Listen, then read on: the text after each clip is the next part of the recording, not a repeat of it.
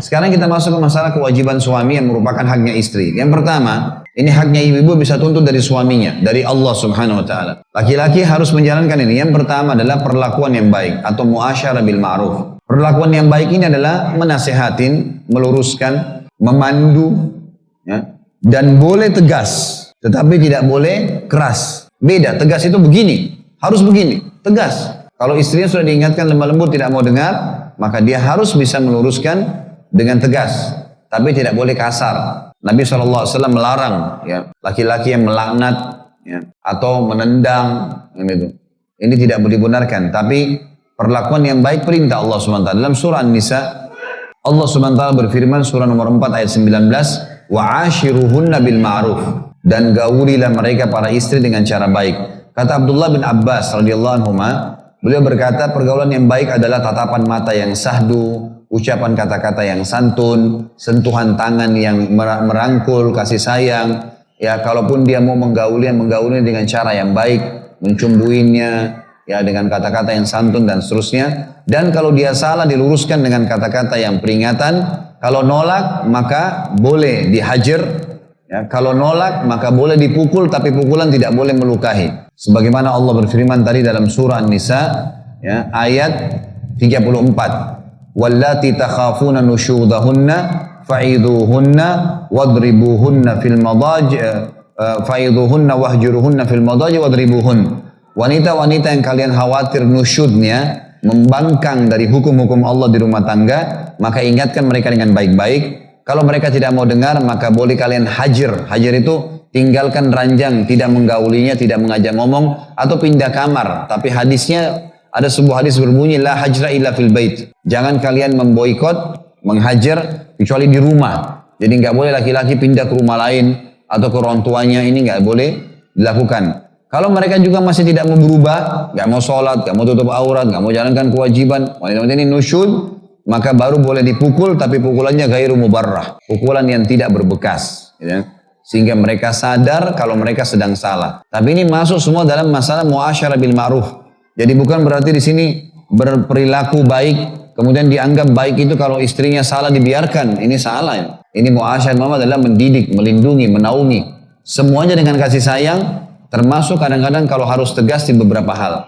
Seperti Nabi SAW pernah masuk ke rumahnya, beliau temukan ada gorden yang ditaruh oleh Aisyah, ada gambar burung bangau di situ. Maka Nabi SAW berubah raut wajahnya. Kata Aisyah radhiyallahu anha, saya tahu Nabi SAW tidak suka sesuatu atau suka sesuatu dari raut wajahnya. Maka Nabi SAW pun, Aisyah pun mengatakan, ya Rasulullah, apakah saya turunkan? Kata Nabi SAW, iya, karena rumah yang di dalamnya ada gambar tidak akan dimasuki oleh malaikat. Maka diturunkanlah gorden tadi. Kata Nabi SAW dalam hadis riwayat Ahmad, Tirmidzi dan Ibnu Hibban, orang yang paling sempurna imannya diantara kalian adalah orang yang paling baik akhlaknya, perilakunya, dan yang paling baik akhlaknya adalah yang paling lembut dan baik pada istri dan anaknya. Juga sabda Nabi SAW dalam hadis Bukhari, berbuat baiklah kalian kepada para istri, karena istri diciptakan dari tulang rusuk yang bengkok. Tulang rusuk bengkok bagian atasnya, gitu kan? Dan yang paling bengkok dari tulang adalah bagian atasnya. Maksudnya pemikirannya. Perempuan konsep hidupnya adalah perasaan, laki-laki konsep hidupnya adalah akal pikiran. Jadi berbeda ya.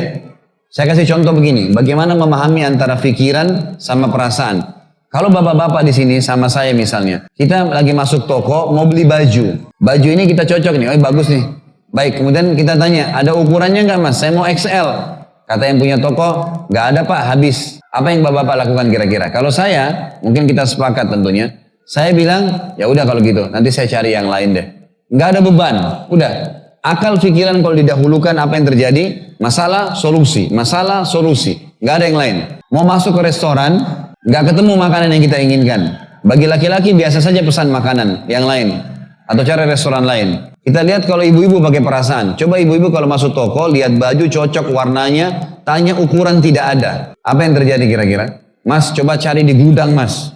Mungkin ada. Kapan datang? Saya begini, panjang, pesan nanti. Kalau perlu pesan, biar sebulan gak apa-apa. Beda perasaan. Perasaan itu lebih terbawa kepada masalah, kalau tidak dapat sedih. Kenapa ya?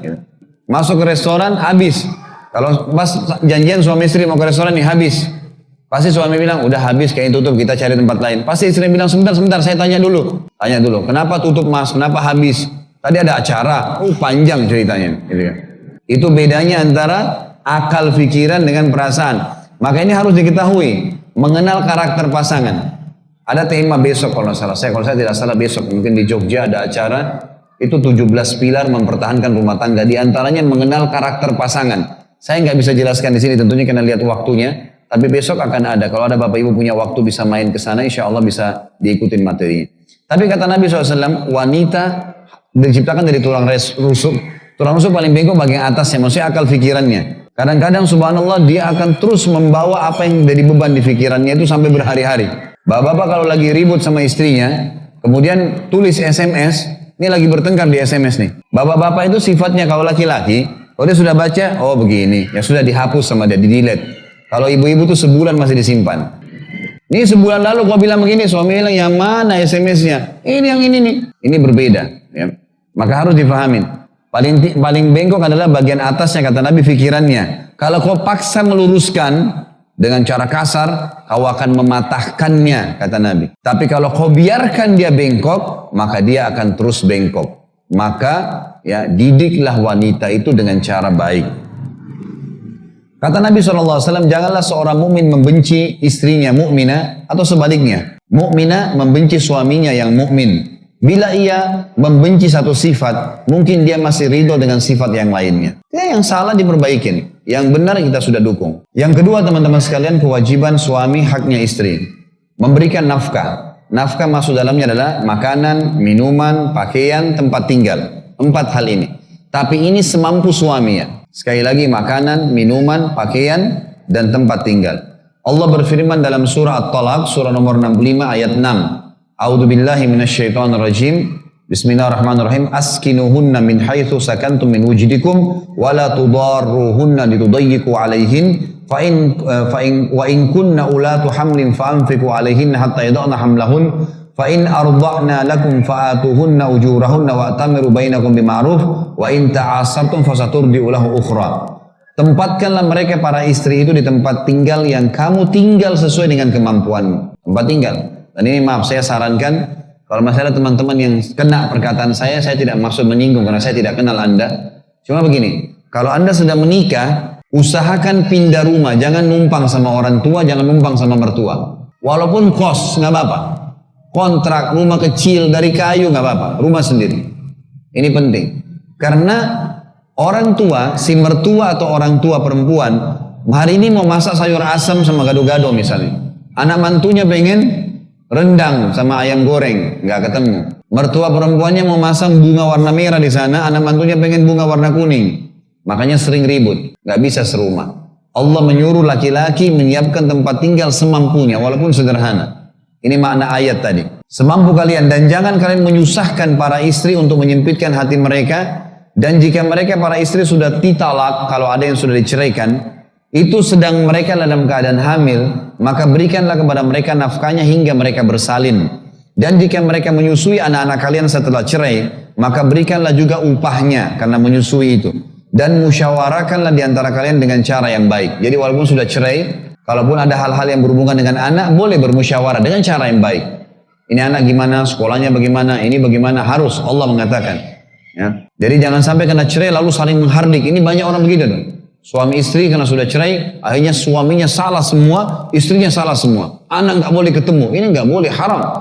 Memutuskan nasab, memutuskan rahim nggak boleh. Ya sudah tidak cocok, ya sudah bisa. Tapi haknya anak harus diberikan.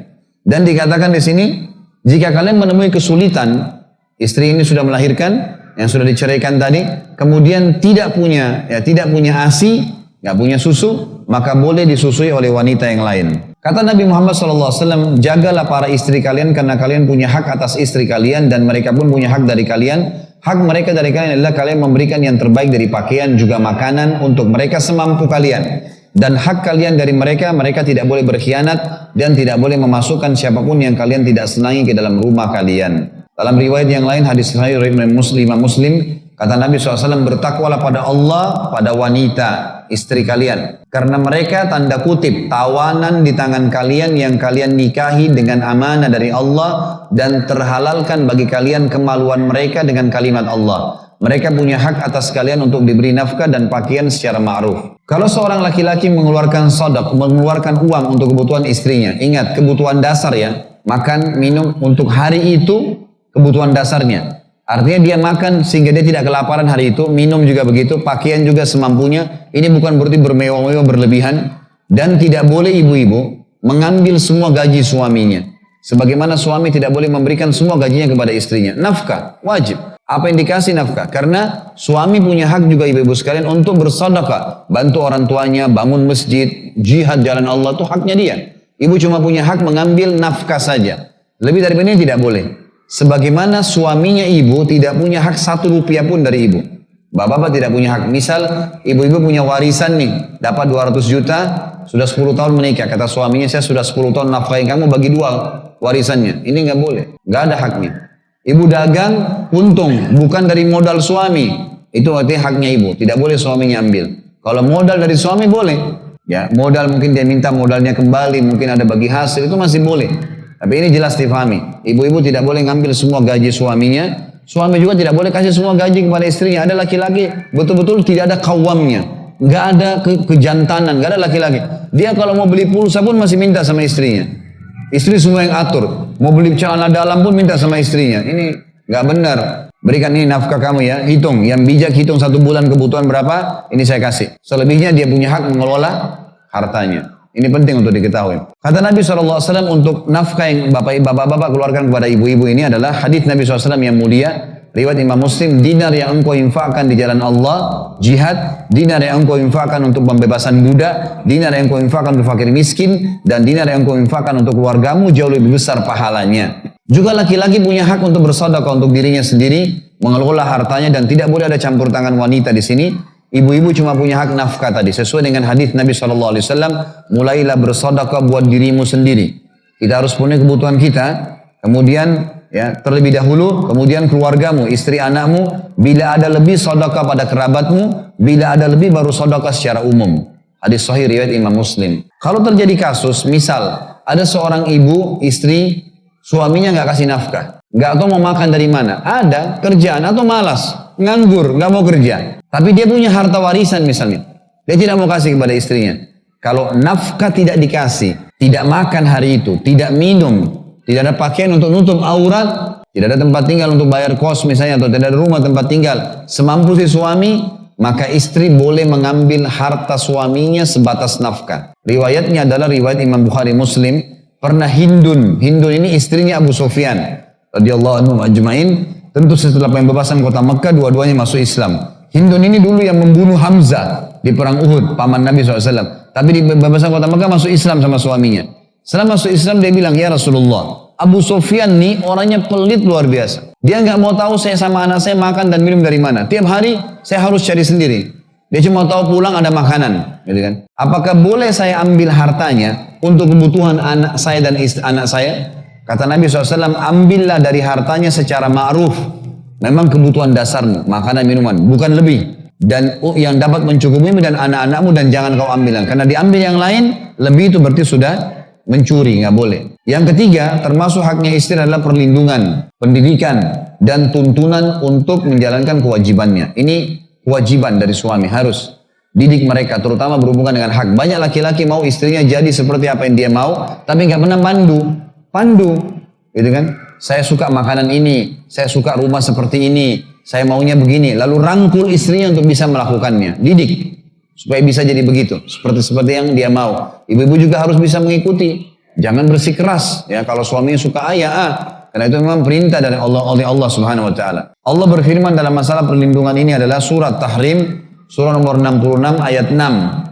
A'udzubillahi minasyaitonirrajim. Ya ayyuhalladzina amanu qu anfusakum wa ahlikum nara wa quduhan nasu wal hijara 'alaiha malaikatun giladun syidad la ya'sunallaha ma amara wa yaf'aluna ma yu'marun. Hai orang-orang yang beriman, selamatkan diri kalian dan keluarga kalian dari api neraka yang bahan bakarnya dari manusia dan batu, dan dijaga oleh malaikat-malaikat yang kasar, keras. Mereka tidak pernah menolak apa yang Allah perintahkan dan mereka selalu melakukan apa yang Allah titahkan. Menyelamatkan keluarga, istri dan anak dari api neraka dengan cara ya, mendidik mereka. Bapak-bapak harus bisa memberikan kesempatan ibu-ibu untuk pengajian, ikut tahfidz Quran, belajar agama. Itu kebaikan bapak-bapak sendiri. Pada saat bapak-bapak lagi kerja, istrinya diberikan perangkat-perangkat, DVD kah, dengar radio kah, apa, ceramah-ceramah. Agama penting ini. Karena menuntut agama adalah hal yang wajib. Dan bapak-bapak akan rasakan sendiri manfaatnya. Nggak boleh malah ditahan. Ibu-ibu juga harus memahami, bukan berarti itu adalah kewajiban suami memberikan pendidikan lalu dianggap harus hadir di pengajian setiap saat. Ini nggak boleh. Kalau suaminya nggak ridho, nggak boleh dia pergi. Jadi kan karena lebih wajib mentaati suami di sini. Maka ini perlu diketahui. Nah, maksud dalam perlindungan ini adalah bapak-bapak harus menjaga supaya jangan sampai istrinya terganggu, anaknya terganggu. Misal di tempat tinggalkan, di tempat banyak preman yang mengganggu berbahaya bagi keamanan mereka, atau mereka ketakutan lalu telepon minta ada ketakutannya ada masalah ini, nggak boleh dianggap remeh masalah itu. Bahkan banyak kata ulama laki-laki terjerumus dalam membunuh istrinya sama anaknya karena masalah perlindungan yang salah. Misal istrinya bilang, ini listrik nih terbuka, bahaya saya sama anak-anak bisa kesetrum. Lalu suaminya bilang, ya sudahlah gampang nanti. Ternyata dia pergi kerja, istrinya kesetrum mati. Ini walaupun dalam hukum pemerintah kita dianggap istrinya kenapa pegang listrik mati. Tapi dalam hukum agama suaminya bisa terlibat. Kenapa dia biarkan? Dia tidak lindungin. Mesti dia kerjain pada saat itu. Nggak boleh dibiarkan. Ini penting. Kata Nabi Muhammad SAW dalam hadis yang lain, cukuplah ganjaran yang sangat berat dalam hadis Muslim bagi seorang laki-laki yang membengkalaikan kewajiban nafkahnya. Yang keempat, kebutuhan biologis, memenuhi kebutuhan biologis istri. Ini hak. Dan ini dilakukan tentu sesuai dengan keridhaan jiwa masing-masing. Dalam biologis kata para ulama, syarat mutlaknya la ikrah. Tidak ada paksaan. Tidak ada paksaan.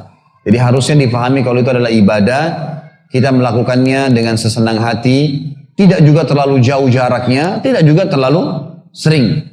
Ada orang Masya Allah 1 hari 10 kali. Nah, ini tidak boleh. Ini. Kesian juga. Butuh istirahat. Atau tidak mau mengetahui keadaan pasangan, mungkin lagi sakit, mungkin lagi capek, ini nggak boleh juga. Harus difahami masalah itu, toleransi. Jadi kan kita nanti, karena kalau orang dalam keadaan jiwa tenang juga akan maksimal. Nanti akan kita jelaskan dalam masalah itu. Di sini ada riwayat yang saya ingin jelaskan, Salman Al-Farisi radhiyallahu anhu dengan kisah Abu Darda radhiyallahu anhu, dua sahabat Nabi ini bersahabat. Satu waktu Salman Al-Farisi pernah mendatangi rumahnya Abu Darda menjelang maghrib nih. Pas di depan pintu Abu Darda, pintu rumahnya terbuka. Lalu Salman beri salam, Assalamualaikum warahmatullahi wabarakatuh. Lewatlah Ummu Darda, istrinya Abu Darda, sepintas. Ngelewatin sepintas, bukan dilihat ya secara langsung, tapi sepintas. Tapi kelihatannya Ummu Darda ini rumahnya berantakan, rambutnya berantakan, bajunya kotor. Lalu kata Salman dari belakang tembok, wahai Ummu Darda, ada apa dengan kamu?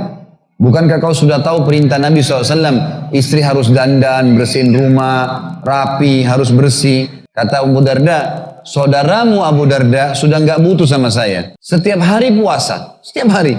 Puasa terus. Waktu itu belum ada perintah, belum ada larangan puasa setiap hari. Setiap malam, habis isya sampai subuh tahajud.